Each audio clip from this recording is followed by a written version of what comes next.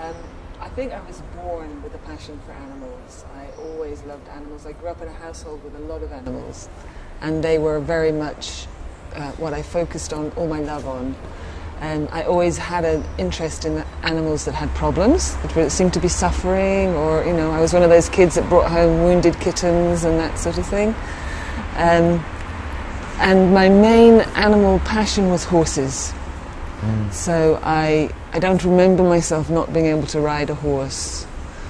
And in fact, through my life, horses have always... I've worked with horses, I've trained horses, I took horses from the racetrack to retrain them and rehabilitate them. So my animal skills are training or working, in a way healing emotionally animals so that they can live more comfortably with humans, because it's not always easy for them. And I also always had a slightly alternative look on life. I've travelled, and meditation, all of those things have not been very mainstream in my life. So I was aware of natural medicines, I used them on myself. And I was introduced first of all to essential oils when I was in America in the 80s by a friend. And then to a certain state, I was living in America, I returned to England, and a friend of mine who was a herbalist said, "You have to meet this woman. She's doing essential oils with animals and it's really interesting work. You guys are going to get on great." So I read a little bit about her work, and this was Caroline Ingraham, who was a trained aromatherapist with Robert Tisserand. And she had developed a system of allowing the animals to self-select the essential oils. She worked with a vet in America to develop this system. So when I understood a little bit about the system, you offer the essential oil and you just let the animal say what it wants to do. And I thought, wow, that's cool. So I was called out by a client to visit a new horse who was having problems. And I went, let's take some essential oils. So I took the Roman chamomile and the lavender or whatever I had in my bathroom, just that's how I was using them then. And went out to see this horse. And I arrived at this place and I saw the horse in his stable. And this horse was just spinning around the stable like a crazy creature, And this wasn't even the problem they called me for. They called me because he was throwing the girl off all the time. So I didn't really know what I was doing, but I just opened the bottle of chamomile and stood outside this horse's stable door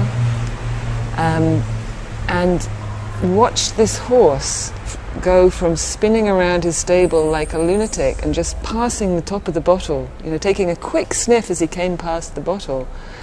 And slowly, and actually not so slowly, quite quickly, he was turning slower, spending more time by the bottle before he spun again, until he just stood there. And you could see this horse's sort of mind, body, soul, everything aligning, and he just stopped and went into this deep state of relaxation. And stood there, very eyes, kind of what I call now a trance. I understand what it is now. And then he just opened his eyes, kind of came back to himself, and looked at me and went, here you are, somebody's listening to me. And he put his trust in my hand straight away. And this was so touching. It was just such an amazing moment for me. I went, okay, I need to learn about this. So I contacted Caroline and I went on to learn from her, and I was teaching on her courses about problem animals, so we started to have an alliance.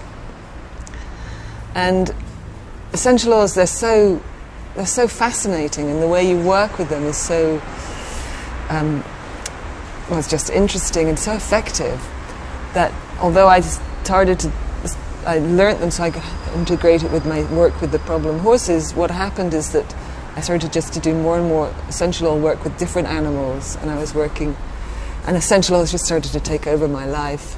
And I felt I needed to learn more, so I studied with Kurt Schnaubelt in Pacific Institute of Aromatherapy, and I went to Gabriel Moje, who does the Chinese medicine essential oils, which is fabulous work, and then I started to integrate that. And then from my animal side, I started kinesiology as well. So it was this big picture of holistic health that I was building, which I then integrated with my understanding of stress and animals, because I worked with animals who were stressed, you know. And sometimes the essential oils were not, they would take it so far but not really finished, you know, you had to keep coming back, because with this work you expect them to stop interest in the essential oils when they feel better. Sometimes animals wouldn't stop the interest, and I realized it's because they were still stressed, and that without removing the thing that was stressing them in their life, the healing would never be complete. Yeah, you'd always need to support them, and I wanted a complete, integrated, healthy animal. So I looked further into stress and the function, the physiological and the psychological function of stress, and realized that all of our domestic animals are stressed because most of them are not getting their evolutionary, species-specific needs taken care of. So, for instance, for a horse, that's free movement and company, family and friends. So being shut in a stable for a horse is a stress. For a dog, that's having family members available, not being left alone, being able to go out and sniff around, walk slowly and smell things, you know. So little things like that which you can do, and diet is a huge part of the stress of an animal, you know. Not a dog that's just being fed these dry biscuit things is physiologically stressed all the time. So in my work I incorporate all of those aspects along with the essential oils and balance the whole picture for the animal to bring it back to... Dentre os animais que você trata, né, gatos, cães,